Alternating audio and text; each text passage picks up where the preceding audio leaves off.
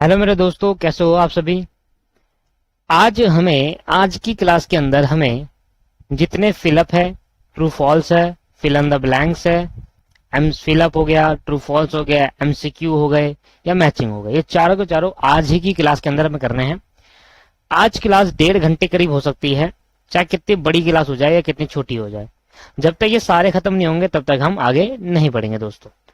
चलो, तो भैया इसको करने से पहले आपको ये वाली क्लास दे, ये क्लास बहुत इंपॉर्टेंट है क्योंकि पेपर में सबसे ज्यादा इसी नंबर इसी किस्म की क्लास में से आएगा। ये क्लास उन्हीं स्टूडेंट वही स्टूडेंट कर पाएगा जिसने एक बार सेल्स ऑफ गुड्स एक्ट पूरा का पूरा रिवाइज कर लिया है दोस्तों। देखो, मेरे को तो पता है, मैं बताते भी चले जाऊंगा, पर आपको वो चीज रिटेन भी तो होनी चाहिए वहां तक कि भाई आपने जो पढ़ा है अभी तक, जितना पूरा सेल्स ऑफ गुड्स हमने क्लास लगाई है, पूरी 15 क्लास लगा दी, 15-16 क्लास लगा दी सेल्स ऑफ गुड्स एक्ट में, या जितनी भी क्लास लगी है 14-15, तो उस केस के अंदर आपको 14-15 क्लास का कंटेंट याद भी है या नहीं है। देखो, याद करना बहुत जरूरी है, आप उसको समझिए, उसको पढ़िए, तभी आप ये कर पाओगे, अदरवाइज नहीं कर पाओगे। और fill up, MCQ, true false बहुत इंपॉर्टेंट होता है दोस्तों फाउंडेशन के अंदर। सीएमए फाउंडेशन के अंदर सबसे इंपॉर्टेंट जो चीज देनी चाहिए वो fill up, matching, true false, MCQ वगैरह में देनी चाहिए। देखो, पहला वाला क्वेश्चन अब पेपर में नहीं आएगा। ये कहता था the sales of goods act 1930 कहां एप्लीकेबल नहीं होता। पहले सर जम्मू एंड कश्मीर में एप्लीकेबल नहीं होता था, अब वो क्योंकि एप्लीकेबल हो गया है। मैंने आपको पहले ही बता दिया था जब स्टार्ट करा था। 370 आर्टिकल सेक्शन 370 धारा 370 आर्टिकल 35A हटने के बाद अब सारे लॉ इंडिया के जम्मू एंड कश्मीर पर अप्लाई हो रहे हैं। तो अब ये क्वेश्चन नहीं आएगा, इसको काट दीजिए। अगर आएगा तो sales of goods is applicable into Jammu and Kashmir also. तो sales of goods act is applicable into Jammu and Kashmir, Jammu and Kashmir के अंदर भी एप्लीकेबल है। तो जम्मू एंड कश्मीर में एप्लीकेबल है, नॉट एप्लीकेबल नहीं लगाएंगे, ठीक है। The term delivery under the sales of goods act 1930 has been defined under section. Delivery का सेक्शन मैंने आपको बताया था, डिलीवरी का सेक्शन होता है सेक्शन 2 सबसेक्शन 2। सेक्शन 2 का सबसेक्शन 2 हमें बताता है meaning of delivery, meaning of delivery within the meaning of section 2 one of the sales of goods can be. दोस्तों एक तो यहाँ पर ठीक करो, सेक्शन 2 होता है, 2 नहीं होता। 2 होता है बायर का, बायर का मीनिंग होता है 2 meaning of buyer section 2 subsection 1 कहता है। डिलीवरी सेक्शन 2 सबसेक्शन 2 के मीनिंग में क्या कहता है, डिलीवरी कितने टाइप के होते हैं, एक्चुअल, सिंबॉलिक और कंस्ट्रक्टिव। एक्चुअल, सिंबॉलिक और कंस्ट्रक्टिव डिलीवरी होती है ना। डिलीवरी कितने टाइप की होती है, 2 टाइप की, 3 टाइप की। एक्चुअल होती है, सिंबॉलिक होती है और कंस्ट्रक्टिव होती है। The document of title of goods in sale of goods has been declare under section, कुछ सेक्शन में डिफाइन है। देखो सेक्शन, आप मीनिंग के सेक्शन एटलीस्ट याद करेंगे, सेक्शन 2 सबसेक्शन 4 के अंदर डिफाइन है। सेक्शन 2 सबसेक्शन 4 में बताया गया है document of title to goods. तो आपको जो मीनिंग है ना, मीनिंग वाला सेक्शन याद करना पड़ेगा, पेपर में आने के चांसेस है। तो जब मैंने आपको मीनिंग पढ़ाया था चैप्टर स्टार्ट होने से पहले, तो मीनिंग कराया था, स्टार्ट करने के बाद थोड़ा मीनिंग का सेक्शन पढ़ाया था। तो सेक्शन 2:1 बायर का, 2:2 डिलीवरी का, 2:3 ऐसे करके सेलर का, 2:4 आपके पास document of title of goods उसका। तो ये सेक्शन आपको याद करने पड़ेंगे दोस्तों। प्राइस का, the term price has been defined in section 10 section 2 subsection 10। देखो सेक्शन 2 तो आएगा क्योंकि मीनिंग का सेक्शन 2 में है। अब कौन से सबसेक्शन में है, 10 में है। प्राइस का डेफिनेशन कौन से सेक्शन में है, 10 में है। गुड्स की डेफिनेशन सेक्शन 2 सबसेक्शन 7 के अंदर है दोस्तों। अब ये सेक्शन आपको याद करने पड़ेंगे, तो बुक में जाइए, बुक में सारे सेक्शन का नाम लिखिए और अपने हिसाब से याद करिए। उसको याद करना जरूर है क्योंकि याद करे बिना ये सेक्शन आने के बहुत चांसेस है, ठीक है। The term actionable claim in define in, the term actionable claim define इन। देखो एक्शनेबल क्लेम जो है ना सर, वो सेल ऑफ गुड्स एक्ट में डिफाइन नहीं करा, वो ट्रांसफर ऑफ प्रॉपर्टी एक्ट 1882 में डिफाइन करा गया है। क्या बोला मैंने, actionable claim sale of goods act में डिफाइन नहीं करा। सेल ऑफ गुड्स एक्ट के अंदर एक्शनेबल क्लेम को गुड्स नहीं माना गया, ऐसा बोला गया है कि जब गुड्स की डेफिनेशन बताते हैं ना सेक्शन 2 सबसेक्शन 7 के अंदर, तो सेक्शन 2 सबसेक्शन 7 के अंदर जब what is the meaning of goods, तो उस गुड्स के अंदर एक्सक्लूड कर दिया गया एक्शनेबल क्लेम। तो ये बताया गया था सेल ऑफ गुड्स में। तो सेल ऑफ गुड्स में क्या बताया गया है कि एक्शनेबल क्लेम गुड्स नहीं माने जाते। एक्शनेबल क्लेम कहते किसे है, ये बताया गया ट्रांसफर ऑफ प्रॉपर्टी एक्ट 1881 में। तो यहां लिखेंगे ट्रांसफर ऑफ प्रॉपर्टी एक्ट 1882 में बताया गया है। ट्रांसफर ऑफ प्रॉपर्टी एक्ट है जो 1882 में बनाया गया था, और वो बताता है meaning of actionable claim. Specific goods become a certain goods dash formation of the contract of sale. Specific goods become uncertain goods subsequent to formation of contract of sale. तो सर कहने की कोशिश कर रहा है जो स्पेसिफिक गुड्स है uncertain goods कब बनेंगे, जब formation of contract of sale बनेगा। तो सब्सिक्वेंट मतलब बनेगा, कब बनेगा, जब formation of contract of sale. तो स्पेसिफिक गुड्स बन जाएंगे अनसर्टेन गुड्स जब वो क्या बनेगा, सब्सिक्वेंट टू, कब बनेगा, जब कॉन्ट्रैक्ट ऑफ सेल बन जाएगा, फॉर्मेशन हो जाएगा। सब्सिक्वेंट मतलब जिस टाइम आपका पास फॉर्मेशन हो गया कॉन्ट्रैक्ट ऑफ सेल का, उस टाइम स्पेसिफिक गुड्स बन जाएंगे असर्टेन गुड्स। सब्सिक्वेंट आएगा यहाँ पर, सब्सिक्वेंट टू फॉर्मेशन, ये पूरी लाइन लिखी हुई है। Under section dash is the duty to the seller to the delivery of the goods and of the buyer to accept and pay for them. Seller की duty है कि goods को delivery करेगा, बायर की duty है goods को accept करेगा। तो सेलर की ड्यूटी एक्सेप्ट करके पे करेगा। तो ये कौन से सेक्शन में डिफाइन करा गया है दोस्तों, ये सेक्शन 31 में बताया गया है, पता है। और 31 सेक्शन हमारे स्टडी मेट में है ही नहीं, 31 सेक्शन हमारे स्टडी हेड में है नहीं। और जब मैंने आपको पढ़ाया था मोड ऑफ डिलीवरी, तब मैंने आपको लास्ट में सेक्शन 31 के बारे में बताया। तो मैंने कहा था सेक्शन 31 से सेक्शन 44 तक जाना है हमें। तो सेक्शन 31 हमारे स्टडी मेट में है नहीं, और उसका देखो एमसीक्यू भी है। तो ये मत समझना कि जो एमसीक्यू दे रखे हैं वो हमारे स्टडी मैट से ही है। कुछ एमसीक्यू ऐसे है जो स्टडी मैट के बाहर से भी, अब आगे आगे बताते जाऊंगा। और मैं आपको दिखा देता हूं प्रूफ करके, सेक्शन 31 हमारे सिलेबस के अंदर दे ही नहीं रखा। और सेक्शन 31 है the duty of delivery. Duty of delivery मतलब duty of buyer and seller. Seller और बायर की ड्यूटी क्या है, तो सेलर की ड्यूटी है कि डिलीवरी करे ऑन टाइम, और बायर की ड्यूटी उसको एक्सेप्ट करके पे करे। That is called duty of seller and buyer. ये सेक्शन 31 में लिखा है, और सेक्शन 31 सीएमए फाउंडेशन के सिलेबस के अंदर है ही नहीं। सेक्शन 31 इंटरमीडिएट के सेल ऑफ गुड्स एक्ट के अंदर है। तो देखो यहां पर देखो, अगर मैं ऊपर आपको ले जाऊं तो मैंने आपको सेक्शन 31 दिखाना है। 23 है, 23 30 तो यहां तक था। कंडीशन वारंटी के अगला चैप्टर जो है डिलीवरी वाला, performance of contract of sale. अब देखो यहाँ पर क्या है, rule regarding delivery of goods, ठीक है। और यहाँ पर बोला सेक्शन 31 to 44। और स्टार्टिंग कहां से करी है, स्टार्टिंग सेक्शन 33 से कर दी है। सेक्शन 33 पढ़ाया, सेक्शन 32 पढ़ाया। मैंने जिस तरीके से पढ़ाया था वो इस तरीके से पढ़ाया। सेक्शन 3, 33, 32, 34 और 35 अगर आप ध्यान दो तो मैंने आपके इसी तरीके से पढ़ाया। मैंने जो आपके स्टडी मैट में जिस लाइन से दे रखे उस लाइन से मैंने आपको पढ़ाया है। और लास्ट सेक्शन देखना 44 तक थे ना, देखो लास्ट सेक्शन आप देखना कि जो 41 तक है, और मैंने भी आपको 41 तक बताया था। 42, 43, 44 मैंने कहा था हमारे स्टडी मैट में है नहीं। सेक्शन 31 लास्ट वो वीडियो जाकर देख लो, मोड ऑफ डिलीवरी वाली, रूल रिगार्डिंग डिलीवरी वाली। तो वहां पर मैंने लास्ट में बताया था कि सेक्शन 31 क्या कहता है, मैंने बता दिया था क्योंकि मुझे पता था इसका एमसीक्यू है।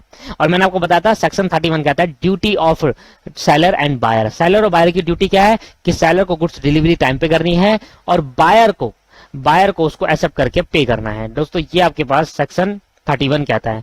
अब बता दिया है तो आप इसको लिख लीजिए। पेपर में तो आने के चांसेस मुझे लगते नहीं, ऐसे होते नहीं है, पर क्योंकि है, अब हो सकता है जो पेपर बना रहे हैं वो इसी में से दे रहा हो तो डाल दे, उसको पता नहीं है तो हो सकता है, तो आप इसको याद कर लीजिए।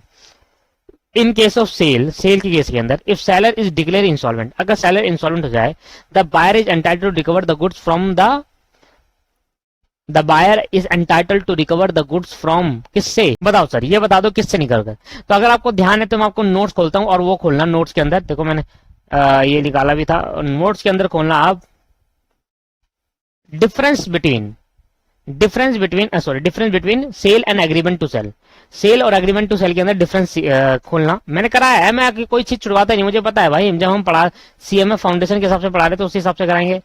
अब लास्ट वाली लाइन पढ़ना, ये था ये वाली line, difference between sale of goods act में लास्ट वाली लाइन पढ़े आप, और देखो ना क्या कह रहा है, यह वाली लाइन, सेम लाइन कॉपी करिए।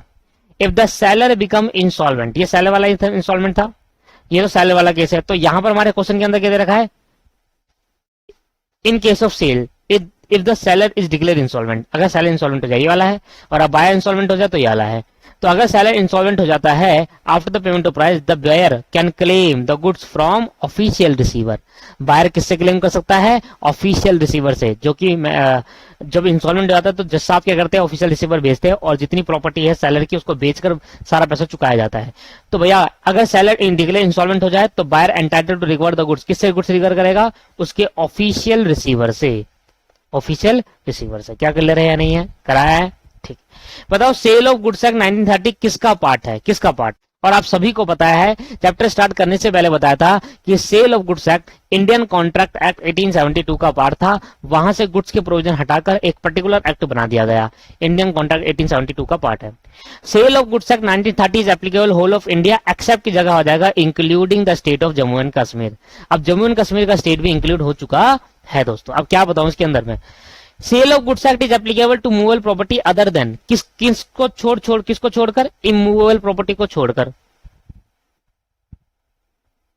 इमूवेबल प्रॉपर्टी को छोड़कर। आगे बताया था एक्शनेबल क्लेम और एंड करेंसी याद आ रहा है। करेंसी बताया था कि जो 10 रुपए का है उसको बेचा, हमारा जो करेंसी चल रही है करंटली करेंसी, उसको बेचा तो ना जा सकता है। और मैंने एग्जांपल भी दिया था कि मैं 100 का नोट 100 रुपए में तो ना बेच सकता हूं, ठीक है। हाँ, पुराना नोट हो, डॉलर हो, उसको बेचा जा सकता है। तो मूवेबल प्रॉपर्टी में क्या है, तो इमूवेबल प्रॉपर्टी मत दिखना, वो कह रहा है movable property sale of goods में आती है, पर कौन सी movable property sale of goods में आती है, एक्शनेबल क्लेम और करेंसी, जो करंटली मनी की करेंसी चल रही है इंडिया के अंदर, वो गुड्स नहीं माने जाते। Contract of sale, in contract whereby the seller is transferred or agree to transfer the property is goods to buyer for a price, simple।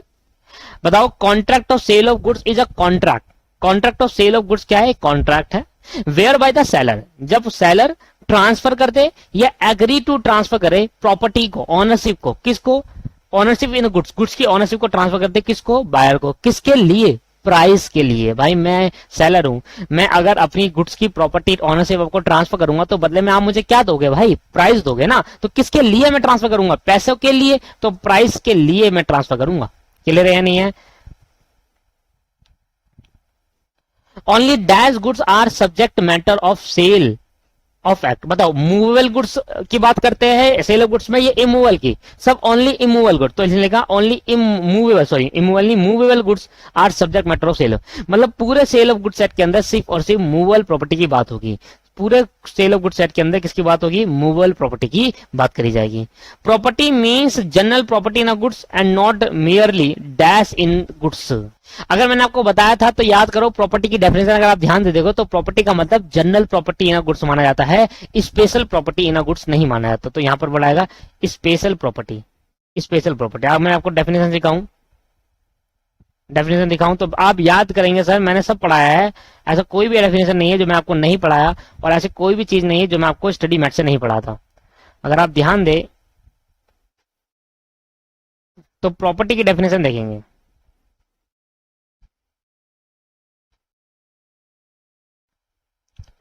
Property means general property in goods but not merely a special property. Copy कर दी line, बस की जगह dash दे दिया, हमने कहा इसकी जगह special property है।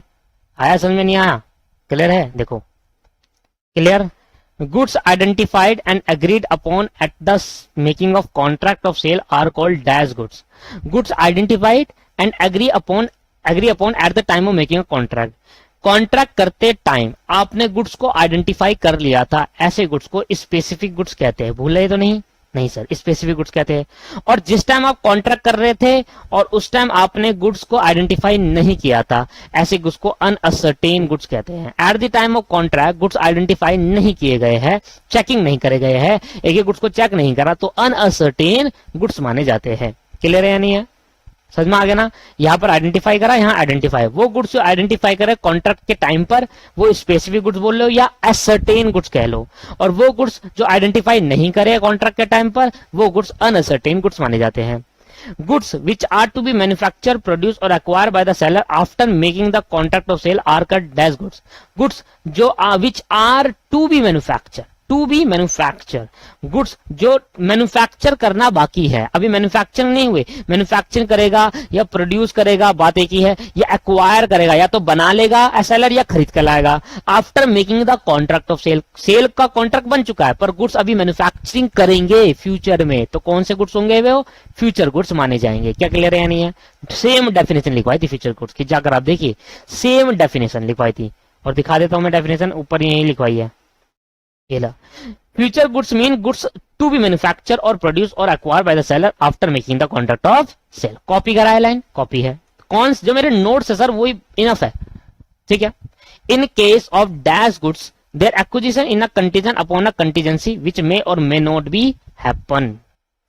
अब in case of dash good their acquisition is contingent upon a contingency which may और may not be happen in case of contingent goods. कौन से गुड्स दोस्तों? Contingent goods. कंटिजेंट गुड्स, तो अगर आपको ध्यान हो कंटीजेंट गुड्स के बारे में, तो कंटीजेंट गुड्स वो गुड्स होते हैं जो एक कंटीजेंसी पे डिपेंड होते हैं। जैसे कि मान लेते हैं कि भाई मेरे गुड्स, एक मैंने बासमती राइस मंगाए, मान लो ऑस्ट्रेलिया से मैंने बासमती राइस मंगाए। अब ऑस्ट्रेलिया से बासमती राइस शिप के थ्रू आ रहे हैं, तो अभी कंटीजेंसी है कि वो पहुंचेंगे नहीं पहुंचेंगे, क्या पता शिप डूब जाए, क्या पता लुटेरे आके लूट ले शिप को, तो डूब पहुंचेंगे नहीं पहुंचेंगे, अभी कंटीजेंसी है। तो ऐसे गुड्स जो बासमती राइस जो आ रहे हैं ऑस्ट्रेलिया से शिप के थ्रू, शिप का आना कंटीजेंसी है, शिप के आएगा तो बासमती राइस मिलेगा, शिप नहीं पहुंचा तो बासमती राइस नहीं मिलेगा। तो ऐसे गुड्स जो किसी कंटीजेंसी पे डिपेंड है, अगर शिप पहुंच गया, हैपन हो गया, तो आ जाएंगे। शिप का आना गुड्स का आना माना जाएगा, शिप का नहीं आना गुड्स का नहीं आना माना जाएगा। तो ऐसे गुड्स को कंटीजेंट गुड्स कहते हैं। क्या कहते हैं दोस्तों? कंटीजेंट गुड्स कहते हैं। और मैंने आपको पढ़ाया भी था ये बात, ठीक है। कॉन्ट्रैक्ट ऑफ सेल क्रिएट, दिखा देता हूं आपको एक बार, मैंने खोला भी है, देखो ये रहा contingent goods. These are types of future goods, the acquisition of which may seller depend upon the contingency which may or may not be happen. Same line copy करी है।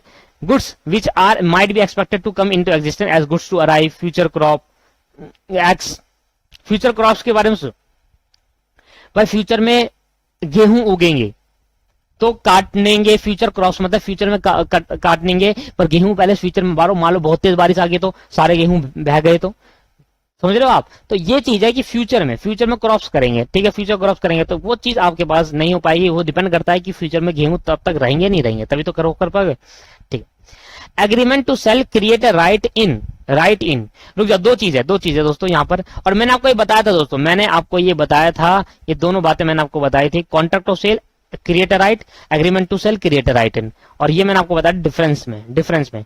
आप वापिस टेस्ट में जाओ, और मैंने कहा था बाद में बताऊंगा, फिर बाद में मैंने बताया भी था दोस्तों, जब मैं ये चीज पढ़ा रहा था तब मैंने डिफरेंसेस बताए थे, जब दोनों में हेरा। It create right to rem और right to personam. Right to rem होता है against the whole world, right to personam होता है फॉर अ पर्टिकुलर पर्सन, ये बताया था मैंने, याद है? राइट टू रिम का मतलब क्या हुआ दोस्तों? Against the whole world. और राइट टू पर्सोनम का मतलब क्या है? अगेंस्ट द पर्टिकुलर पर्सन, तो राइट टू रिम क्रिएट, अगर आपने मेरे को माल बेच दिया तो अब कोई भी माइकल लाल नहीं है जो मेरे से वो सामान खरीद सके। आपने मुझे फोन दे दिया मुझे, तो अब मुझे जब फोन दे दिया तो अब कोई भी पर्सन नहीं है कि जो मुझसे वो फोन, पूरी दुनिया का कोई भी पर्सन नहीं है जो मुझसे वो फोन वापसी ले ले, उसके पास अधिकार नहीं है वापसी लेने। राइट टू रिम पर्सोनम का मतलब क्या बताया था? कि एक पर्टिकुलर पर्सन में से, अब आप सेलर हो तो सेलर ने मुझे एग्रीमेंट टू सेल हुआ, तो सेलर ने मुझे क्या करा? कुछ दिया, तो फ्यूचर में ओनरशिप ट्रांसफर करेगा, तो अब सेलर मुझसे नहीं ले पाएगा। तो right to rem against the whole world right मिलता है, right to personam against the particular person मिलता है। और ये मैंने आपसे डिस्कस करा था, याद है मुझे? तो भाई क्रिएटर राइट टू रिम आ जाएगा यहाँ पर, और क्रिएटर राइट टू पर्सोनम आ जाएगा। क्या आ जाएगा? पर्सोनम। पूरा लिख लेना स्पेलिंग ढंग से। A sale in an executive contract whereas an agreement to sell is an dash contract. Sale क्या एक तरीके का executed contract है, और agreement to sell क्या है भाई? executory contract। अब ये कौन नहीं बता पाए? अगर सेल executed है तो बच्चा कुछ क्या है? executory। फ्यूचर में दोनों obligation कंप्लीट होगी तो उससे agreement to sell क्या है? executory contract है। Stipulation is as a time to payment are not essence of the, सबसे पहले बताओ stipulation का मतलब क्या बताया था? स्टिपुलेशन का मतलब बताता है requirement, as to time of payment are not essence of the contract of sale. Contract of sale कहता है कॉन्ट्रैक्ट ऑफ सेल करने पर, कहता है रिक्वायरमेंट तब, कॉन्ट्रैक्ट ऑफ सेल करने पे जो रिक्वायरमेंट है, स्टिपुलेशन का मतलब क्या है? रिक्वायरमेंट तब आप बताओ जब आप पेमेंट करते टाइम रिक्वायरमेंट बताओ। जरूरी नहीं है जिस टाइम कॉन्ट्रैक्ट करो उस टाइम रिक्वायरमेंट बताओ। तो अगर मैं आपसे और मेरा मिलकर कॉन्ट्रैक्ट हो रहा है पर अभी आप पेमेंट नहीं कर रहे, तो जब आप पेमेंट करोगे तब पूछोगे कि भाई इसमें वारंटी है या कंडीशन है? स्टिपुलेशन कैसी है? वारंटी है या कंडीशन है? तो आप जब पेमेंट करते टाइम तब पूछोगे। तो दोस्तों कॉन्ट्रैक्ट करते टाइम स्टिपुलेशन पूछे ना पूछे चलेगा, पर पेमेंट करते टाइम से पहले स्टिपुलेशन होनी चाहिए। रिक्वायरमेंट क्या है आपकी? आप कैसा लैपटॉप चाहते हो? आपके लैपटॉप के अंदर क्या रिक्वायरमेंट होनी चाहिए? तो स्टिपुलेशन के टाइम पर आपके पास, टाइम ऑफ पेमेंट के टाइम आपके पास स्टिपुलेशन की जरूरत होती है। पर जरूरी नहीं है कि कॉन्ट्रैक्ट ऑफ सेल में भी कर सकते हो। मैंने आपने मिलकर कॉन्ट्रैक्ट करा, आपने मुझे पहले रिक्वायरमेंट, तो गलत थोड़ी ना है। रिक्वायरमेंट जरूरी नहीं है, मैंने कहा जरूरी नहीं है। एक होता है एसेंस, मतलब बहुत जरूरी है, एक होता है जरूरी नहीं है। तो करना चाहो कर लो, नहीं करना चाहो that is not essence. Not essence का मतलब क्या है? करना चाहो कर लो, रिक्वायरमेंट बताना चाहो बता दो, नहीं बता। जब पेमेंट दोगे तो उससे पहले रिक्वायरमेंट आपको बताना चाहिए, भाई मैं पेमेंट कर रहा हूँ, इतनी पेमेंट करूंगा, आप मुझे इतना इतना चाहिए मुझे इसमें, दैट इज कॉल्ड, ठीक है। Condition refer to that stipulation which are essential to the very nature of the contract. Condition किसमें, कंडीशन में क्या होता है एसेंशियल, और वारंटी में क्या होता है स्टिपुलेशन, वारंटी में क्या होता है कोलेट्रल। याद रहे, कंडीशन में एसेंशियल होता है, वारंटी में कोलेट्रल होता है। और दोस्तों आगे एमसीक्यू में, और ये मैंने आपको बताया था कंडीशन और वारंटी में एक एमसीक्यू जरूर आएगा कि कंडीशन में स्टिपुलेशन क्या होता है एसेंशियल, वारंटी में स्टिपुलेशन क्या होता है कोलेट्रल, सेकेंडरी होती है। और मैंने बहुत अच्छे से बताया था आपको, ये बहुत डिटेल बताया था। Multiple choice question, the code governing sale of goods are earlier contain in. तो कहता है सेल ऑफ गुड्स के जो प्रोविजंस है वो कहां पर पहले थे, इंडियन कॉन्ट्रैक्ट एक्ट 1872 के अंदर थे। सिंपल सी बात है, कोई बता दे। The sale of goods 1930 govern the transfer of property in. कहता है sale of act 1930 govern the transfer of property in only movable property. Sale of goods के अंदर ट्रांसफर ऑफ प्रॉपर्टी एक्ट की बात जब हम करते हैं तो उसके अंदर मूवेबल इमूवेबल दोनों की बात करता है। और सेल ऑफ गुड्स एक्ट किसकी बात करता है, सिर्फ और सिर्फ ट्रांसफर ऑफ प्रॉपर्टी के मूवेबल गुड्स की बात करता है। ट्रांसफर ऑफ प्रॉपर्टी के अंदर मूवेबल में डेफिनेशन बता रखी है, इमूवेबल की बता रखी है। तो सेल ऑफ गुड्स सिर्फ ट्रांसफर ऑफ प्रॉपर्टी की मूवेबल डेफिनेशन की बात करता है, ठीक है, नॉर्मल है। गुड्स का मतलब क्या है, गुड्स का मतलब every kind of movable property other than actionable के लिए money, every kind of movable, some kind of immovable property only, every kind of movable property including तो नहीं होगा, बिल्कुल हटा दो इसको। तो both A and B is the right answer। भाई immovable property भी होती है और actionable claim भी नहीं होता, movable goods और money भी नहीं होता। तो money क्या है, सिर्फ movable property, जिसमें actionable claim है और money नहीं है और कुछ some immovable property नहीं है। आ रहा समझ आपके पास? एक मिनट रुक जाओ, गलत जरूर मैंने यहाँ गलत पढ़ लिया दोस्तों। Some kind of movable property only, immovable property. अरे गुड्स का मतलब तो ये, अरे सॉरी भाई, यहाँ पहले आंसर सही है, बिल्कुल पहले आंसर सही है। यहाँ पे लिखा है goods means some kind of movable property. Goods का मतलब है कुछ इमूवेबल प्रॉपर्टी टाइप, कुछ एक दो इमूवेबल प्रॉपर्टी। गुड्स का मतलब क्या है, some kind of immovable property. गलत है तो, गुड्स का मतलब है इमूवेबल प्रॉपर्टी। तो मैंने यहाँ मुझे लगा एक्सक्लूड, ये भी कह रहा है some kind exclude from the movable property, exclude from the movable, that is immovable property. नहीं आया समझ, मैं समझाने की कोशिश कर रहा हूँ। गुड्स का मतलब है कि मूवेबल प्रॉपर्टी जिसके अंदर इमूवेबल प्रॉपर्टी हटा दो, एक्शनेबल क्लेम हटा दो, मनी हटा दो। पर यहाँ पर गुड्स का मतलब क्या कह रहा था, यहाँ पर मैंने इसको बी नहीं लगाना चाहिए था, क्योंकि अगर मैं इसको पढ़ता हूँ goods means some kind of immovable, goods का मतलब इमूवेबल प्रॉपर्टी है कुछ टाइप की, नहीं दोस्तों ये गलत है ना। तो यार थोड़ा मेरे को पढ़ने में थोड़ा प्रॉब्लम हो गई। ये ए इज राइट आंसर। सिर्फ गुड्स का मतलब सिर्फ और सिर्फ मूवेबल प्रॉपर्टी है जिसके अंदर एक्शनेबल क्लेम और मनी नहीं आता। और जब भी बात हम मूवेबल प्रॉपर्टी करते हैं तो ऑटोमेटिकली इमूवेबल तो हट ही गया, ठीक है। चलो दोस्तों आगे बढ़ते हैं। Which one of the following does not can not connote goods are defined in sale of goods act. अच्छा ये आप ऐसा करो, which one of the following does not, इसको काटो, does not goods as a defined in sale of goods act. कौन सा नीचे दिए गई फॉलोइंग आइटम है जो गुड्स नहीं है, ये कहने की कोशिश कर रहा है। Does not goods as a defined, goods की डेफिनेशन क्या देखा जाए तो गुड्स की डेफिनेशन के हिसाब से कौन सी नीचे गई चीजें गुड्स नहीं है। तो मैंने कहा मनी की जब हम बात करते हैं तो करंट करेंसी बात करते हैं जो भी चल रही है। मनी कभी भी नहीं होगा, या तो बोलेगा ओल्ड करेंसी या बोलेगा फॉरेन डॉलर। मनी अगर लिखा है तो उसका मतलब करंट करेंसी हमेशा एक्सक्लूड माना जाता है। और डेप्ट, कलेक्शन फ्रॉम डेप्ट बताया था ना, डेप्ट कलेक्शन फ्रॉम डेप्ट, ये भी क्या है, गुड्स नहीं है। याद करो इंक्लूड और एक्सक्लूड वाली लाइन। एक्सक्लूड में था immovable property, actionable claim, collection from डेप्ट, ये तीन चीजें थी, और मनी था, चार चीजें। तो ये चार चीजें याद रखो, बाकी सारे के सारे क्या है, मूवेबल। तो एनिमल को बेचा खरीदा जा सकता है, हाँ। एनिमल को कितने बेचते हैं, कितने खरीदते हैं? तो both A and C is a right answer. ना तो मनी गुड्स है और ना ही डेप्ट गुड्स है। डेप्ट मतलब एक तरीके का लोन, ठीक है। Which of the following is are not included in the meaning of goods defined in a goods. कौन से ऐसी चीजें जो गुड्स नहीं है? देखो एक्शनेबल क्लेम तो नहीं है, और सी क्या कर रहा है, legal tender money. Legal tender money का मतलब क्या है, मनी तो है ना दोस्तों। लीगल टेंडर मनी का मतलब क्या, टेंडर आपको पता है क्या होते हैं? टेंडर आपको बताया रखा मैंने इंडियन कॉन्ट्रैक्ट के अंदर कि कभी कभी क्या होता है, गवर्नमेंट को कुछ कॉन्ट्रैक्ट करना, गवर्नमेंट को अपना कॉन्ट्रैक्ट रोड बनाने का कॉन्ट्रैक्ट हो, टेंडर इशू करती है कि बड़ी बड़ी कंपनीज आती है उसको ऑफर देते हैं। जैसे मैंने कहा था आपके पास ऑफर देती है, इन्विटेशन टू ऑफर के कंसेप्ट में सिखाया था टेंडर का मतलब। तो टेंडर जो है दोस्तों एक तरीका उसके अंदर मनी का इन्वॉल्वमेंट है, पैसे देगी गवर्नमेंट, जो ऑफर अप्लाई करेंगे वो पैसे देंगे कि भाई इतने में करेंगे काम, इतने में करेंगे, तो मनी कहीं ना कहीं आ गया और एक्शनेबल क्लेम कहीं ना कहीं हो गया। स्टॉक और शेयर बेचा खरीदा जाता है, हाँ बेचा खरीदा जाता है। क्या वो मूवेबल है? हाँ मूवेबल है, बेचा खरीदा जाता है उनको। तो both B and C are right answer. Answer क्या है? Both B and C. Actionable claim नहीं है गुड्स और मनी गुड्स नहीं है, चाहे वो किसी में चीज में लग रही हो, मनी का गुड्स है ही नहीं। ठीक है। A valid contract of sale include an agreement to sell, does not include an agreement to sell, include hire purchase contract, include contract of work and labor। आप मुझे बताओ, क्या मैं अगर एग्रीमेंट टू सेल करता हूं तो क्या वो कॉन्ट्रैक्ट नहीं है? क्या वो वैलिड कॉन्ट्रैक्ट ऑफ सेल में ही माना जाएगा? माना जाएगा। मैंने बताया था सेल कर लो या एग्रीमेंट टू सेल। सेल और एग्रीमेंट टू सेल में डिफरेंस क्या होता है? सेल के अंदर eight the time ownership transfer हो जाती है, पर एग्रीमेंट टू सेल के अंदर ownership eight the time transfer नहीं होती, पर है वैलिड कॉन्ट्रैक्ट। तो इसके अंदर क्या माना जाएगा? अब valid contract of sale includes agreement to sale. Sale, अगर हम कॉन्ट्रैक्ट ऑफ सेल को वैलिड कॉन्ट्रैक्ट ऑफ सेल तब के अंदर, सेल तो है ही वैलिड, सेल करना तो वैलिड है, पर एग्रीमेंट टू सेल भी क्या है? वैलिड है। बस डिफरेंस क्या है? सेल के केस के अंदर property at the time transfer कर देते हैं, पर एग्रीमेंट टू सेल के अंदर प्रॉपर्टी आफ्टर। प्रॉपर्टी कब ट्रांसफर करते हैं दोस्तों? आफ्टर फ्यूचर डेट पर। तो agreement to sale is a valid contract of sale. Agreement to sale क्या है दोस्तों? वैलिड कॉन्ट्रैक्ट ऑफ सेल माना जाता है। ठीक है। Agreement to sale is an executory contract या executed. Sir executory contract, A सातवें का ए है, ये तो मैंने भी बताया फिलिप में। Goods define in sale of goods which include, क्या क्या इंक्लूड होगा गुड्स के अंदर? तो भैया गुड्स के अंदर रेयर कॉइन, गुडविल, मनी। देखो मनी आ गया ना यहाँ पर, तो मनी तो भैया ऐसे ही नहीं है, तो उसको तो हटा ही दो।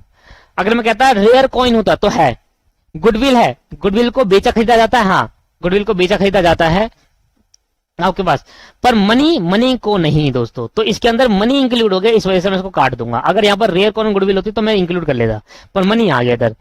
अच्छा, growing crops, agreed to serve before the sale, old coin, copyright, ये सब होते हैं goodwill, copyright, patent, foreign currency. तो यहाँ पे भी तो गुडविल है, तो मैंने कहा यहाँ पर सही है।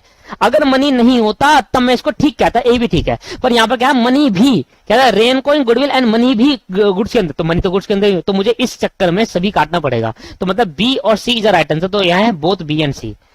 ये सभी वर्ड मैंने लिखवा देते इंक्लूड्स के केस के अंदर, आप अपनी नोट्स की कॉपी खोलिए, ये सभी चीज मैंने वहां पर लिखवाई है। फ्यूचर गुड्स क्या होते हैं?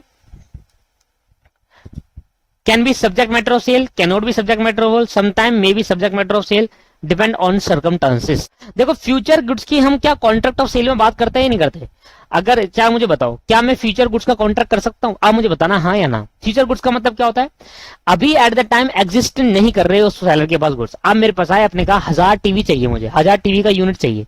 मैंने कहा ठीक है सर 1000 टीवी मिल जाएंगे, पर अभी हमारे पास 1000 टीवी एट द टाइम है नहीं। तो आप अगर मुझे 1 महीने का टाइम देते हो तो हम उसकी मैन्युफैक्चरिंग प्रोडक्शन कर सकते हैं।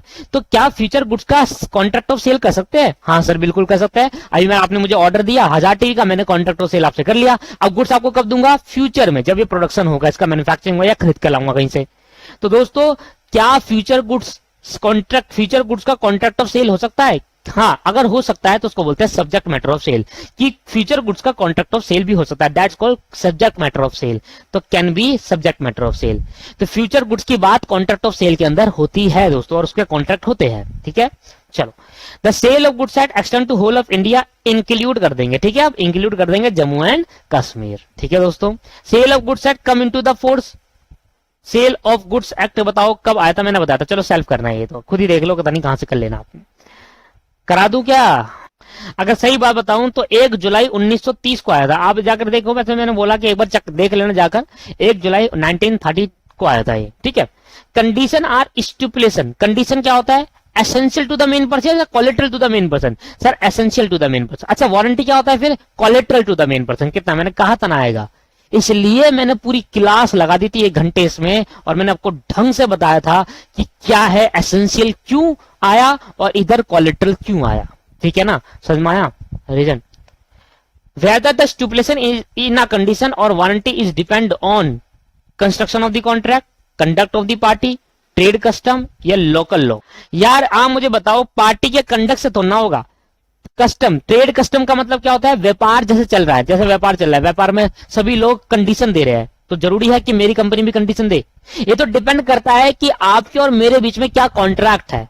लोकल लॉ क्या थोड़ा कहेगी कि भाई नहीं, आपको सभी को जब आप माल बेचोगे, सभी सारे से बोल दिया जब आप माल बेचोगे तो कंडीशन ही देना, वारंटी नहीं देनी, या वारंटी ही देना, कंडीशन नहीं देनी। ऐसा तो नहीं है दोस्तों, ये तो उस पर डिपेंड करता है पार्टी पे। Eight the time of contract, जब हम कंस्ट्रक्ट कर रहे होंगे, जब हम कॉन्ट्रैक्ट बना रहे होंगे, तब डिसाइड होगा कि आपकी रिक्वायरमेंट क्या है, कंडीशन है या वारंटी। आप वारंटी लेना चाहते हो या कंडीशन लेना चाहते हो? अगर वारंटी लेना चाहते हो तो पैसे थोड़े कम लगेंगे क्योंकि उसके अंदर रिपेयरमेंट होगा। अगर कंडीशन लेना चाहते हो तो पैसे ज्यादा होंगे क्योंकि उसमें तो डायरेक्ट रिफंड होगा या फिर आपका सीधा रिप्लेस कर देंगे, दूसरा दे देंगे आपको नया।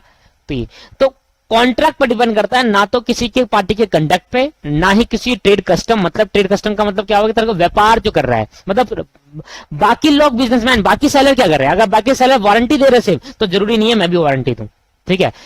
और लोकल लॉ, लोकल लॉ कहता नहीं भाई वारंटी दो। लोकल लॉ मतलब जो डिस्ट्रिक्ट लॉ होते हैं, मतलब उस एरिया के जो लॉ होते हैं, तो वो लॉ क्या कहता है कि भाई नहीं वारंटी होनी चाहिए। ऐसा नहीं होता दोस्तों, ये डिपेंड करता है जब हम कॉन्ट्रैक्ट कर रहे होते तो सेलर की नीड क्या है, सेलर क्या बोल रहा है उसको। सेलर चाहता है कि भाई वारंटी लोगे या कंडीशन, अगर बायर की जिस हिसाब से नीड होगी उस हिसाब से लेगा वो कंस्ट्रक्शन कॉन्ट्रैक्ट। तो ए इज द राइट आंसर, ठीक है। Where a contract of sale is subject to any condition to be fulfilled by the seller and the seller commit a breach of that condition is।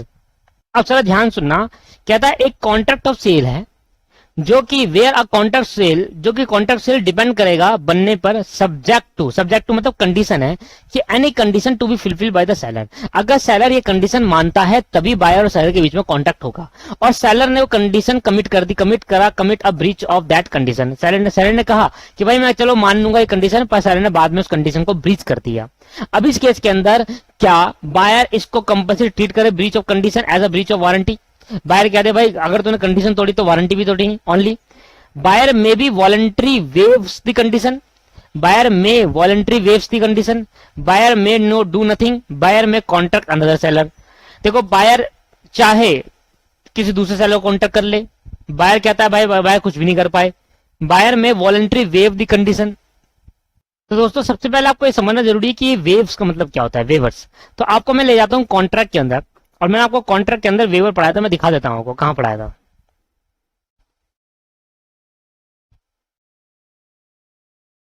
आ जाओ sir, ये रहा waiver, ठीक। सीधे पढ़ लो, अब promise, चलो ये पढ़ लो। वेवर मीन्स गिविंग अप और फॉर गोइंग सर्टेन राइट्स, अपने अधिकार को छोड़ देना अपनी मर्जी से। Where a party agree to give up its right the contract is discharge.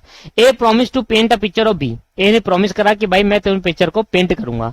B afterward forbid him to do so, B ने मना कर दिया, बी ने कहा यार नहीं रहने दो। अब A no longer bound to perform the promise, अब ए की बात कोई बाउंड नहीं है कि भाई वो, क्योंकि उसने मना कर दिया अगले बंदे ने, तो भाई वो क्या करेगा। तो वेवर का मतलब क्या, अपने अधिकार को छोड़ना। तो अगर आप अपने अधिकार को अपनी इच्छा से छोड़ रहे हो तो कुछ नहीं करो भाई, कुछ मत करो। तो सेम केस यहां पर ये है, सेम केस दोस्तों यहां पर ये है कि अगर कोई कॉन्ट्रैक्ट ऑफ सेल है जिसके अंदर ये था कि सेलर को कुछ कंडीशन को फुलफिल करना है और सेलर वो कंडीशन फुलफिल नहीं करता, तो बायर कहता है बायर में वॉलंटरी वेव द कंडीशन। और कब वो फुलफिल नहीं कर रहा, कब वो मना कर रहा है सेलर, ऐसे नहीं, ऐसे समझो आप।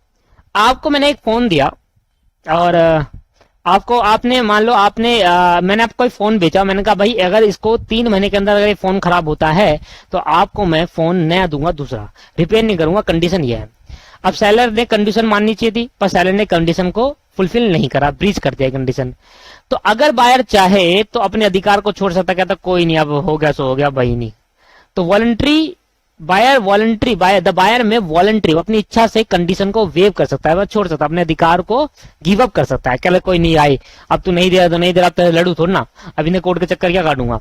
The buyer has to compulsory treat the breach of contract and breach of warranty only. The buyer has to compulsory treat the breach of condition as breach of warranty only. या तो buyer ये treat कर ले कि भैया इसने breach of condition और breach of warranty दोनों तोड़ दी है, या बायर कुछ ना करे, या बायर क्या करे, किसी और कॉन्ट्रैक्टर सेलर से कॉन्टैक्ट कर ले, मतलब किसी और सेलर से कहा कि भाई तू कर दे करे। तो दोस्तों इन चारों में से कोई भी आंसर सही हो सकता है, पर हमारा स्टडी मैथ कहता है बायर में voluntary waive the condition. Wave the condition का मतलब बायर चाहे तो उस कंडीशन को वेव कर सकता है, जो कंडीशन वेव मतलब गिव अप कर सकता है या छोड़। नहीं है तो नहीं है, इतना झंझट छोड़ो। तो ये बायर के पास ऑप्शन है कि अपनी कंडीशन को वेव कर दे। अगर आप ए लिख कर आते हो, सी लिख कर आते हो, डी सी तो मत लिखना, बायर कुछ नहीं कर सकता। बायर कर सकता है दोस्तों, बायर केस कर सकता है, पर आप अपनी मर्जी से चाहे तो नहीं कर सकता। क्योंकि अगर कोई कॉन्ट्रैक्ट कंडीशन को ब्रीच करता है तो भाई कंडीशन का मतलब क्या है, तो ये मानना पड़ेगा essential to the main purpose of the contract है। जिस चीज के लिए मैंने कैमरा खरीदा था वो चीज पर्पस नहीं है तो भाई मैं केस कर दूंगा, तू ठीक कर इसको, ठीक है। तो अगर बायर चाहे तो अपने गिव अप कर सकता है, चल कोई बात नहीं भाई मेरा काम हो गया, मुझे जरूरत नहीं है, चल छोड़, ऐसा कर सकता है, ठीक है। ये भी नहीं करेगा, अदर कॉन्टेक्ट सेलर क्यों करेगा भाई, किसी जब कैमरा तेरे से खरीदा तो मैं किसी और से क्यों ठीक कर रहा हूं, ये नहीं होगा। या तो ए मान लो या बी मान लो, दोनों सही आंसर है इसके, ए और बी दोनों सही आंसर है। या तो कंडीशन को ब्रीच कर लेगा as a breach of warranty, buyer has compulsory treat the breach of condition as a breach of warranty, as breach of warranty only. Buyer क्या था, इसको या तो कंडीशन का ब्रीच मान ले या वारंटी का ब्रीच मान ले, पर इन दोनों में से कोई भी आप आंसर ठीक कर सकते हो, इन दोनों में से कोई भी आंसर सही है। पर सही आंसर ये है कि अगर बायर चाहे तो उस अपनी कंडीशंस को, जो कंडीशन थी वो वेव कर सकता है। कंडीशन मतलब essential to the main purpose of the contract, जो उसकी रिक्वायरमेंट थी, ठीक है। कंडीशन एक तरीके का क्या होता है, रिक्वायरमेंट, कि भाई जिस चीज के लिए मैं कैमरा खरीदा हूं उस चीज होनी चाहिए। अगर वो कैमरा खराब हो रहा है तो तुझे ठीक करके देगा। अगर बायर चाहता है तो केस कर दे, नहीं चाहता तो वेव कर दे, गिव अप कर दे उसको। तो ये भी is the right answer study mate के हिसाब से, इस पॉइंट ऑफ व्यू से सोचने के करा है, ठीक है दोस्तों। कुछ ऐसे आएंगे जो आपको खुद से जनरल होने से करने पड़ेंगे, ठीक है। इसमें आप बी लिखोगे तो ज्यादा सही रहेगा, बी लिखो कब यहाँ पर, क्योंकि वर्ड लगा है कंपल्सरी ट्रीट, बायर को इसको कंडीशन का ब्रीच मानना ही पड़ेगा और कंडीशन का वारंटी नहीं मान रहा, कह रहा भाई नहीं है ना, तो यहाँ पर कंपल्सरी वर्ड का यूज करा है। मैं लिखता तो सही रहता, चाहे तो ब्रीच ऑफ कॉन्ट्रैक्ट मान लो, ब्रीच ऑफ कंडीशन मान लो, चाहे तो ब्रीच ऑफ वारंटी मान ले, ठीक। तो बी इसका आंसर सही लिखना है, बी इसका आंसर सही लिखना है। वैसे ये भी सही है पर यहाँ पर कंपल्सरी वर्ड लिखा है इसलिए मैं इसको इग्नोर कर रहा हूँ कि इसको मत लिखना। आपको जो राइट आंसर लिखोगे आप वो बी लिखना, कि अगर चाहे तो बायर अपने वेव कर सकता है, कंडीशन को गिव अप कर सकता है, छोड़ भाई तू नहीं कर रहा, ठीक तो नहीं कर रहा, छोड़, हम दूसरा भेज लेंगे। In a sale by the sample और डिस्क्रिप्शन, अगर कोई सेल करी है सैंपल और description, there is an implied condition, implied condition होगी नहीं होगी, हाँ सर इंप्लाइड कंडीशन होगी, सैंपल और डिस्क्रिप्शन बेचा तो इंप्लाइड कंडीशन है। अब वो इंप्लाइड कंडीशन क्या है, मान लो आप मेरे पास आए और आपने कहा भाई सैंपल देखा, डिस्क्रिप्शन देखा, और सैंपल और डिस्क्रिप्शन, सैंपल एक देखा सैंपल, उसका डिस्क्रिप्शन पढ़ा, उस हिसाब से आपने कहा सभी को जज कर लिया।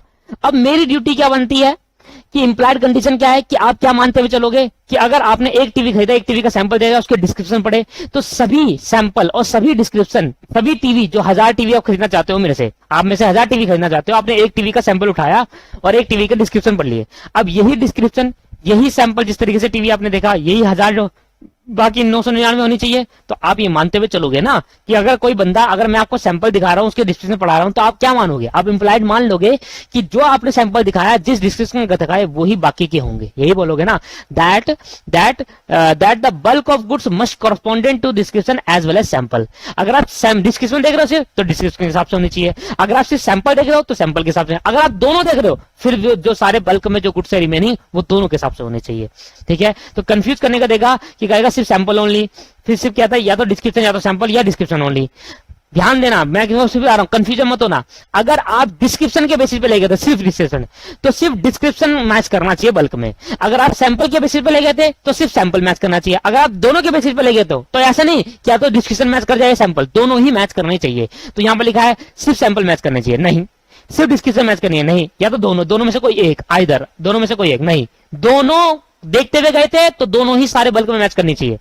सैंपल देखा 55 इंच का है, फीचर देखे स्मार्ट है, तो ऐसे सारे टीवी 55 इंच और स्मार्ट होनी चाहिए। सैंपल और डिस्क्रिप्शन दोनों मैच करनी चाहिए बल्क के साथ।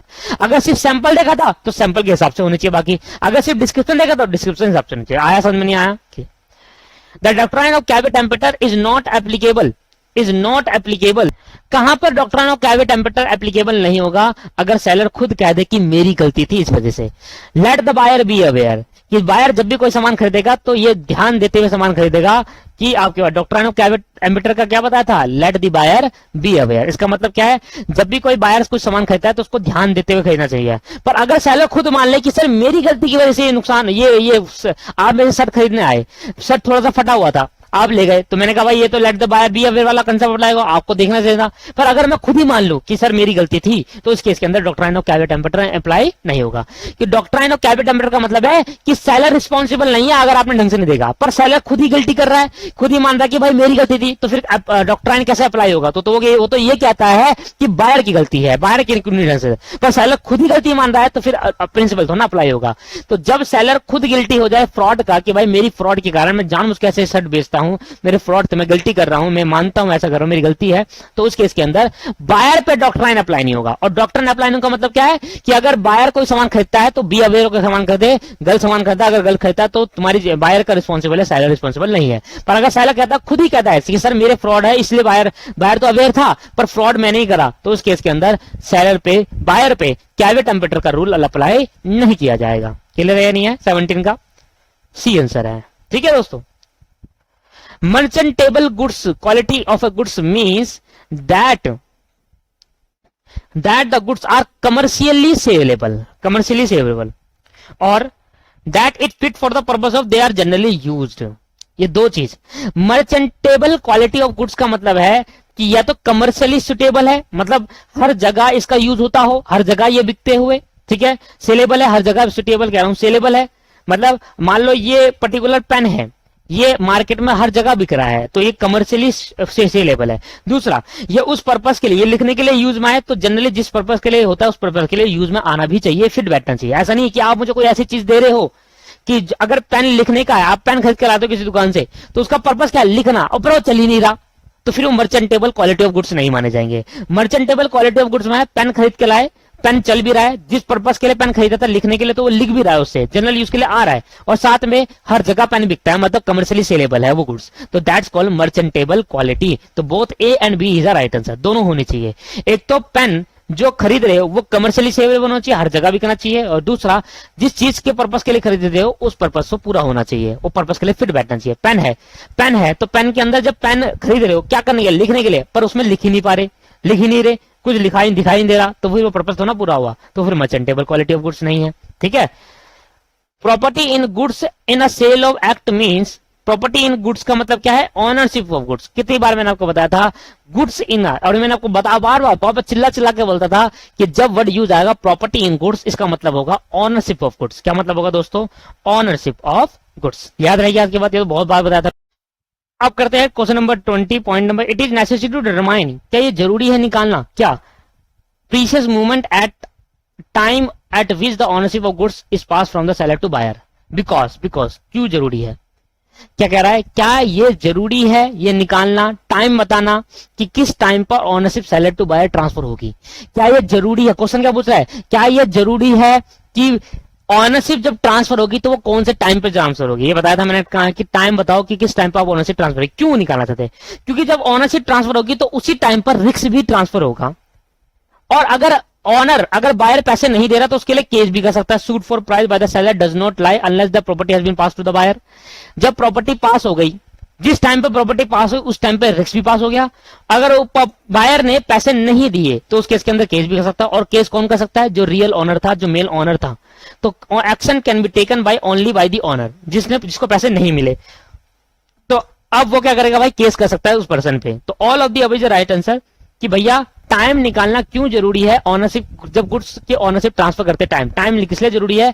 कि जिस टाइम पे ऑनरशिप ट्रांसफर होगी उस टाइम पे रिस्क भी पास होगा, ऑनर एक्शन ले सकता है अगर कोई प्रॉब्लम आती है, और साथ में अगर प्रॉपर्टी पास करने के बाद बायर ने पैसे नहीं दिए तो उस पर केस कर सकता है। तो all of the above is right answer. ठीक है। In case of appropriation of goods which are essential requirement, in case of appropriation of goods which are essential requirement, the goods should be conformed to a descriptive quality stated in the contract. Goods must be deliverable state. The portion must be by the seller with the assent of the buyer, और above all of the above। देखो all of the above is the right answer। मैं तो मतलब समझा देता हूँ आपको बस। देखो सबसे पहले आपको समझना है एप्रोप्रिएशन ऑफ गुड्स का मतलब क्या होता है, तभी आप समझ पाओगे कि एप्रोप्रिएशन ऑफ गुड्स के अंदर क्या क्या जरूरी है। तो अगर मैं कहूं एप्रोप्रिएशन ऑफ गुड्स का मतलब क्या हुआ, तो आप कहना सर जब बहुत सारे गुड्स होते हैं उसके अंदर में से जो गुड्स बिकने वाले होते हैं उसको हम सेपरेट कर लेते हैं पहले। तो मान लो आपके पास बहुत सारे टीवी लिखे हैं, मान लो आपके पास 1000 टीवी आप देख रहे हो लगे हुए दीवारों पर, आपने एक टीवी सेलेक्ट करा तो 1000 में से एक टीवी को अलग निकाल लिया जो बिकने वाले था, उसको सेपरेट कर लिया, और उसको उस क्वालिटी में बोला गया जिस क्वालिटी के अंदर कॉन्ट्रैक्ट में लिखा गया था, और उसको उस जगह पहुंचाना है जिस जगह पर जिस पर्सन ने कॉन्ट्रैक्ट करा था। तो अप्रोप्रिएशन ऑफ गुड, अपोर्शन कह रहा हूं, अप्रोप्रिएशन ऑफ गुड्स का मतलब होता है कि वो गुड्स जो बिकने के लिए है उसको सेपरेट करना है अदर्स में से। दूसरा, उसको क्या करना है, उस क्वालिटी में लेकर आना है जिस क्वालिटी में कॉन्ट्रैक्ट के अंदर लिखा है, और डिलीवरी स्टेट में लाकर है। तो अगर ये तीन कंडीशन में सेटिस्फाई होती है, ये तीन रिक्वायरमेंट है किसी गुड्स का अप्रोप्रिएशन होना, अगर ये तीन कंडीशन सेटिस्फाई होती है तो हम उस गुड्स को अप्रोप्रिएशन ऑफ गुड्स कहते हैं। तो अगर मैं 21 पढ़ाऊं तो 21 से पहले आप 22 पढ़ लो पहले एक बार। तो 22 में ये लिखा है अप्रोप्रिएशन ऑफ गुड्स का मतलब क्या होता है, separate the goods sold from the other goods से उसको सेपरेट करो जो गुड्स बिकने वाले हैं। Putting the quality of goods, उसकी क्वालिटी में पुट करो, अगर उसमें क्वालिटी सही नहीं है तो उसको क्वालिटी डालो, बनाओ, अगर बना रहे हो तो बनाओ और अच्छी क्वालिटी करो जिस हिसाब से मांग रहा है, और उसको डिलीवरी द गुड्स, डिलीवरी कर दो उस जगह पर जिस जगह पर वो बाहर कह रहा है।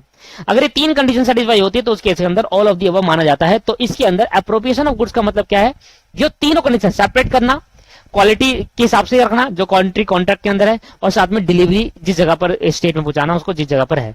तो अगर ये तीन कंडीशन सेटिस्फाई होती है तो हम उसको कहेंगे अप्रोप्रिएशन ऑफ गुड्स।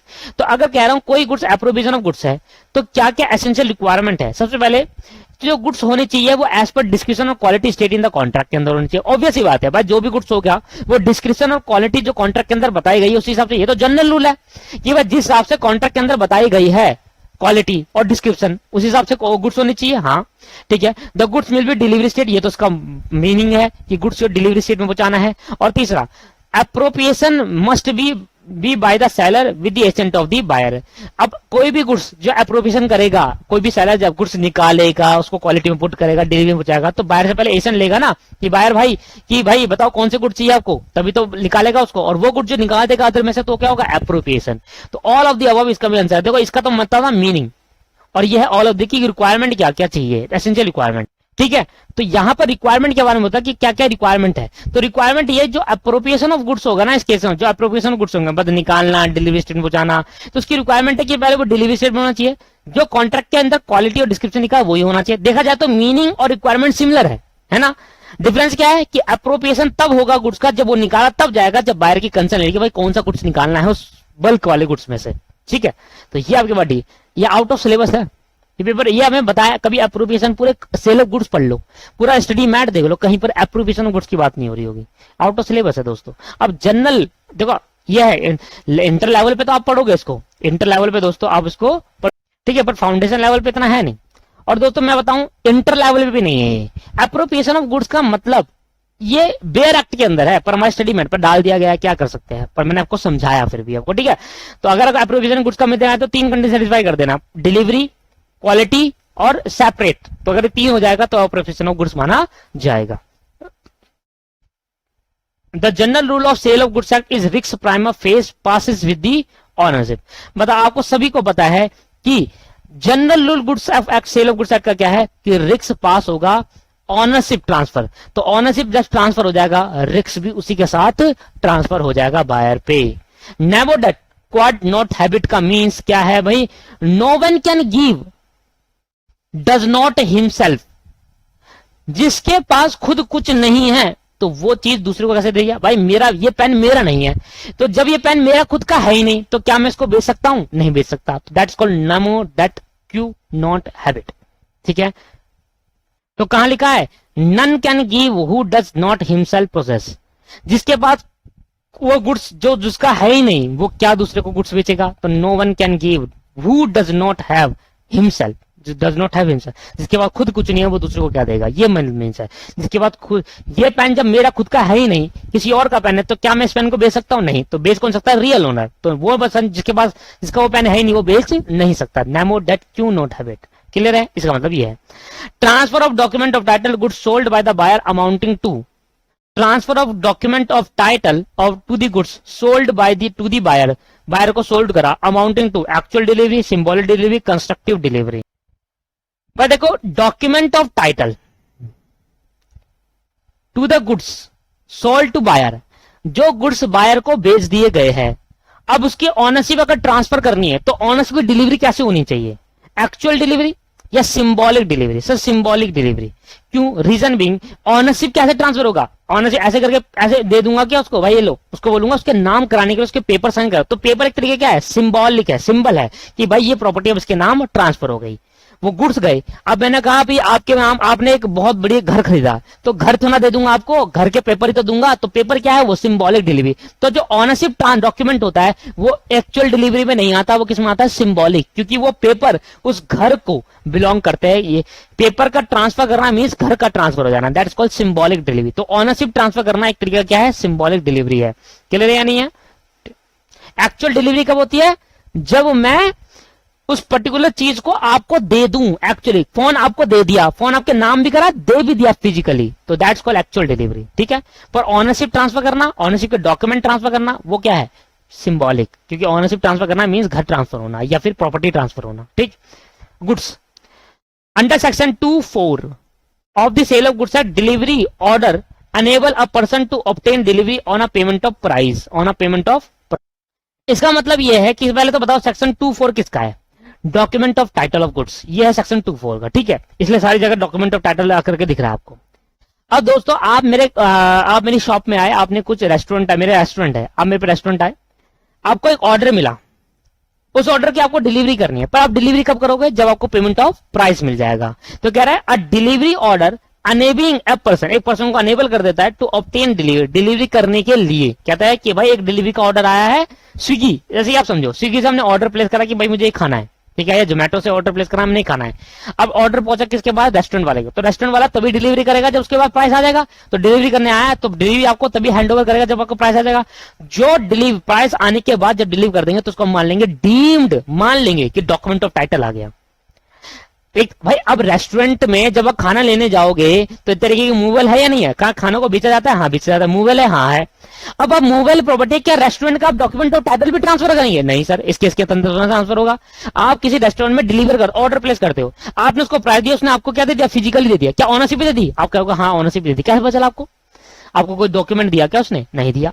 आप बर्गर खाने जा रहे हो, पिज्जा खाने जा रहे हो, तो आपको आपने पैसे दिए, आपने पिज्जा ले लिया, क्या आपको ऑनरशिप मिली उस पिज्जा की, सर बिल मिला, बिल, सर बिल क्या ऑनरशिप होता है, सर बिल थोड़ा ना ऑनरशिप होता है, बिल तो एक सबूत होता है कि आपने पिज्जा खरीदा है।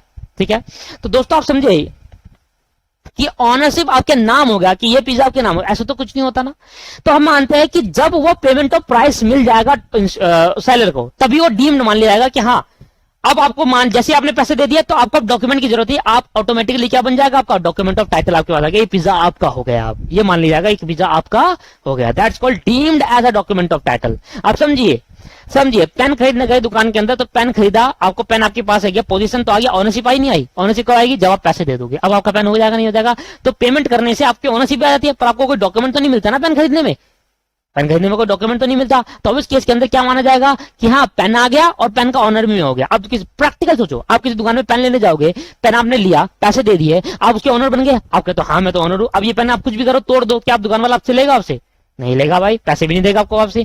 तो मतलब जब भी आपने प्राइस का पेमेंट करा और आपने पेन ले लिया, प्राइस का पेमेंट करते ही आपके पास ओनरशिप आ गई, ओनरशिप आ गई, इसका मतलब मान लेंगे कि आपका डॉक्यूमेंट ऑफ टाइटल आ गया, मतलब ओनरशिप आ गई है, भले ही डॉक्यूमेंट आया नहीं आया वो मैटर करता, मान लिया जाएगा कि आ गई, आए ना आए फर्क नहीं पड़ता, मतलब इन द सेंस कि फिजिकली आए ना आए फर्क नहीं पड़ रहा, आ गया मान, जैसे ही आपने पेमेंट करा प्राइस का, आपके ओनरशिप ट्रांसफर हो गई, डीम्ड एज ओनरशिप ट्रांसफर। ठीक है, तो अगर कोई डिलीवरी का ऑर्डर आता है, और डिलीवरी तभी होगी जब पेमेंट ऑफ प्राइस होगा, तो जैसे ही पेमेंट ऑफ प्राइस आप देते हैं, प्राइस का पेमेंट हो जाता है, तो ओनरशिप भी ऑटोमेटिकली ट्रांसफर होती है, तो मान लिया जाएगा कि डीम्ड ट्रांसफर हो गई ओनरशिप की। डीम्ड मतलब मान लिया जाएगा। क्या शेयर सर्टिफिकेट, शेयर सर्टिफिकेट दोस्तों क्या होता है। अब शेयर सर्टिफिकेट क्या होता है, आपको पता है जब भी हम किसी कंपनी के शेयर खरीदते हैं तो कंपनी क्या करती है, हमें उसके बदले में एक सर्टिफिकेट देती है, जिस सर्टिफिकेट को शेयर सर्टिफिकेट कहते हैं। उसमें लिखा होता है कि आपने, मान लो आपकी कंपनी, मैंने आपकी कंपनी के शेयर खरीदे, तो आप मुझे शेयर सर्टिफिकेट दोगे, उसमें लिखा होगा कि आपने मेरी कंपनी के इतने शेयर खरीदे, इतने अधिकार खरीदे, इतने राइट्स खरीदे। तो शेयर सर्टिफिकेट एक तरीके से क्या होता है, document showing the title of goods, document showing the title of goods, कि हाँ देखो bill of exchange, instrument of transfer, document of title, document showing the title of goods, ये डॉक्यूमेंट हमें दिखाता है कि जो शेयर है वो आपके नाम ट्रांसफर हो गया है। ये तो आप इसमें से document of title of goods भी लिख सकते हो, बिल ऑफ एक्सचेंज भी लिख सकते हो, एक तरीके का शेयर सर्टिफिकेट, एक तरीके का बिल ऑफ एक्सचेंज तो नहीं है, आगे बताऊंगा, बिल ऑफ एक्सचेंज में नहीं है क्योंकि अदर इंस्ट्रूमेंट में आ जाते हैं दोस्तों। इंस्ट्रूमेंट ऑफ ट्रांसफर कह सकते हैं, पर मेनली जो उसका सी पार्ट है, देखो जो हमारा स्टडी मैट कहता है कि, हमारा स्टडी मैट कहता है कि देखो इसको आप ये मानो देखो एज पर नेगोशिएबल चलेंगे तो इंस्ट्रूमेंट ऑफ ट्रांसफर ही माना जाएगा, पर हम पढ़ रहे हैं सेल ऑफ गुड्स एक्ट, और सेल ऑफ गुड्स एक्ट कहता है कि ये वो डॉक्यूमेंट माना जाएगा इन शेयर सर्टिफिकेट कि आप गुड्स का टाइटल आपका ट्रांसफर हो गया है उसको शो करने के लिए कि देखो भाई ये शेयर अब मेरे नाम के हो गए, ये लो डॉक्यूमेंट शो करने के लिए भाई शेयर का टाइटल ओनरशिप मेरी हो गई अब, ठीक है। Bill of lading, bill of lading इन सभी का मतलब मैंने आपको बताया है बिल ऑफ लैडिंग। तो document of title of goods, देखो bill of lading sale of goods के हिसाब से बता रहा हूं, सेल ऑफ लैडिंग ये तरीके का document of title of goods माना जाता है। अगर हम सेल ऑफ गुड्स एक्ट की बात करें तो उसको अलग, सॉरी नेगोशिएबल की बात करें तो वहां पर बिल ऑफ लैडिंग आता है, ये भी एक नेगोशिएबल इंस्ट्रूमेंट होता है, बट ये ऐसा नहीं होता दोस्तों, आगे जाकर बताऊंगा एक तरीका क्या होता है। पर अभी हम बिल ऑफ लैडिंग की बात करें तो बिल ऑफ लैडिंग एक तरीके का डॉक्यूमेंट होता है, टाइटल ओनरशिप डॉक्यूमेंट एक तरीका माना कि हाँ भाई मिल गया, ऐसे के थ्रू माल आया कि हाँ भाई आ चुका है, माल रिसीव्ड हो चुका है, ये है बिल ऑफ लैडिंग, ठीक। Section 19 of the sale of goods act deal with the passing property of dash goods, of dash goods. Section 19 किसके बारे में डील करता है? सेक्शन 19, देखो अगर मैं बात करूं सेक्शन 19 की तो सेक्शन 19 जो बात करता है वो स्पेसिफिक और असर्टेन गुड्स के बारे में बात करता है। सेक्शन 19 जो डील करता है वो किस प्रॉपर्टी, किस गुड्स की प्रॉपर्टी की ट्रांसफर करने की डील करता है? स्पेसिफिक और असर्टेन, स्पेसिफिक बोल लो या असर्टेन बोल लो, बात एक ही होती है दोस्तों। स्पेसिफिक और असर्टेन गुड्स की डिलीवरी की बात करता है। फ्यूचर गुड्स के लिए अलग सेक्शन है, कंटीजेंट गुड्स के लिए अलग सेक्शन है, और अनसर्टेन गुड्स के लिए अलग। तो सेक्शन 19 किसका है? स्पेसिफिक और असर्टेन गुड्स का। देखो सेक्शन तो आपको खुद ही याद करना पड़ेगा, इसमें याद कराने वाले बच्चे तो हो नहीं आप, ठीक है। याद आपको खुद ही, और याद करने का तरीका सिंपल तरीका यह है कि आपको जितनी बार आप लिखोगे उतनी बार आपको याद होगा। सेक्शन 19 है स्पेसिफिक गुड्स की प्रॉपर्टी का ट्रांसफर करने का। सेक्शन 2 फॉर डिलीवरी और ट्रांसफर। सेक्शन 2 है आपके पास ये। सेक्शन 2 है बायर, मतलब जो भी आपके पास सेक्शन है, ठीक है, ठीक है। मेरा सेक्शन याद होना ना होना मुझे फर्क नहीं पड़ता, मेरा मुझको याद करना है, मैं पढ़ चुका भाई, मैंने याद करना था, कर लिया अपने टाइम पर। अब आपकी बारी है याद करने की और आपको पढ़ना है, ठीक है। Voluntary transfer of position from one person to another person is called, क्या माना जाएगा दोस्तों? अब एक बात ध्यान रखना, दो चीज होगी, बच्चा यहाँ पर कंफ्यूज क्या हो रहा है। वॉलंटरी ट्रांसफर करे अपनी इच्छा से, किस चीज का? पोजीशन क्या है, प्रॉपर्टी का, दोनों में डिफरेंस है दोस्तों। अगर आप पोजीशन कर रहे हो, पोजीशन मतलब फिजिकली गुड्स को ट्रांसफर करो, दैट्स कॉल्ड डिलीवरी, और जब प्रॉपर्टी का ट्रांसफर करो दैट्स कॉल्ड ओनरशिप। यहाँ पर पोजीशन लिखा है दोस्तों, प्रॉपर्टी नहीं लिखा। अगर लिखा होता ना वॉलंटरी ट्रांसफर ऑफ प्रॉपर्टी तो आप कहते हैं ओनरशिप, पर अब यहाँ के लिखा है पोजीशन, मतलब गुड्स का फिजिकली ट्रांसफर कर रहे हो, दैट्स कॉल्ड डिलीवरी। जब हम गुड्स को फिजिकली ट्रांसफर करते हैं या सिंबॉलिक करते हैं, कंस्ट्रक्टिव मतलब डिलीवरी करते हैं, गुड्स को ट्रांसफर करते हैं, पोजीशन करते हैं, गुड्स का ट्रांसफर करते हैं, दैट्स कॉल्ड डिलीवरी, ठीक है। और जब हम प्रॉपर्टी को ट्रांसफर करते हैं वॉलंटरी, दैट्स कॉल्ड ओनरशिप, ठीक है। तो ओनरशिप वर्ड यूज मत करना, ओनरशिप वर्ड यूज होता है प्रॉपर्टी के लिए, ठीक है दोस्तों। अच्छा आगे देखते हैं। अच्छा अब देखते हैं कितने बचे, 31, 32, 33, 34, कहां तक है ये? 55। फिर ट्रू फॉल्स वगैरह है, तो अब हम इसको नेक्स्ट क्लास में देखेंगे। फिर एमसीक्यू वगैरह है, मैचिंग वगैरह, मैचिंग तो आप आराम से कर लोगे, 6 मैचिंग है, तो अब हम इसको नेक्स्ट क्लास में देखेंगे। अपने नेक्स्ट क्लास के अंदर इसको कंटिन्यू करेंगे 31 से लेकर, और नेक्स्ट क्लास में पूरे खत्म करा देंगे, क्योंकि क्लास बड़ी होना सही भी है। अगर आप चाहते हो बड़ी करना तो आप नेक्स्ट क्लास जाकर देख लीजिए, आपको अपने ऑटोमेटिकली समझ में आएगा। ये तो मैं उन स्टूडेंट के लिए 1 घंटे की बनाता हूँ कि भाई 1 घंटा आपने पढ़ लिया, आप थोड़ा माइंड फ्रेश कर लो, थोड़ा 1, 2, 15, 20 मिनट थोड़ा ऐसे देख लो, घूम लो फिर लो, क्या कर लो, या फिर उसके बाद अपना फोन के मैसेज चेक कर लो, उसके बाद अपना वापस लग जाना और दोबारा देख लेना, खत्म कर देना चैप्टर को, ठीक है दोस्तों। चलो थोड़ा रेस्ट लीजिए और फिर दोबारा नेक्स्ट क्लास देखिए। Thank you very much, bye bye.